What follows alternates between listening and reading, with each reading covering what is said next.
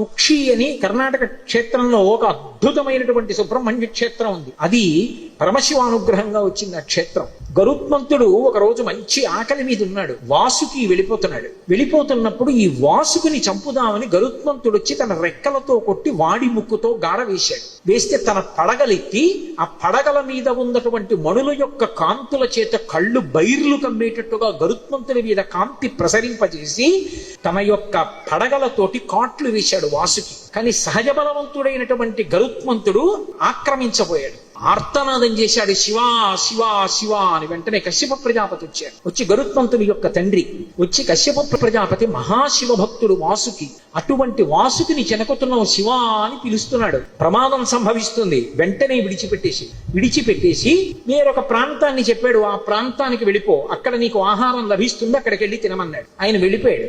వాసుకి వంక తిరిగి, నువ్వు ఇంతటి శివభక్తుడివి, నువ్వు దక్షిణాదికి వెళ్ళిపోయి అక్కడ పరమశివుడి గురించి తపస్సు చేయమన్నాడు. ఆయన వచ్చి కుక్కి అంటుంటాం, కుక్కీ సుబ్రహ్మణ్యుడు అంటుంటారు. అసలు పేరు కుక్షి అంటే గుహ.